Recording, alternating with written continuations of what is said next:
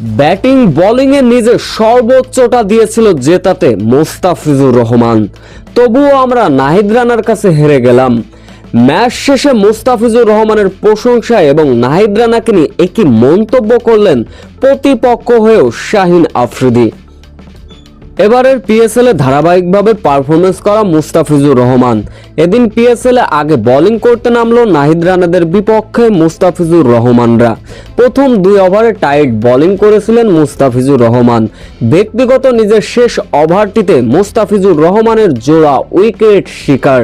তাতে করে মুস্তাফিজুর রহমান চলে গেলেন অনেকটা দূরে সেরা বোলিং ফিগারের তালিকায়। এদিন অবশ্য মুস্তাফিজুর রহমান 4 ওভার বোলিং করেছেন। 4 ওভার বোলিং করেছেন, 30 রান খরচায় নিয়েছেন মূল্যবান 2টি উইকেট। তাতে করে নির্ধারিত 20 ওভার আর 7 উইকেট হারিয়ে নাহিদ রানারা মুস্তাফিজুর রহমানদের 174 রানের লক্ষ্যমাত্রা ছুড়ে দেয়। এই লক্ষ্য তাড়া করতে নেমে শুরুটা অবশ্য ভালো হলো না লাহোরের। একের পর এক উইকেট হারিয়ে দিশেহারা হয়ে উঠেছিল তারা। এদিন অবশ্য নাহিদ রানা দুর্দান্তভাবে জ্বলে উঠলেন। প্রথম 3 ওভার বোলিং করলেন নাহিদ রানা, 15 রান খরচায় নিয়ে ফিরলেন মূল্যবান 2টি উইকেট। বাংলাদেশের আরেক পেসার প্রথম 2 ওভার বোলিং করে 17 রান খরচায় নিয়ে ফিরলেন 1টি উইকেট।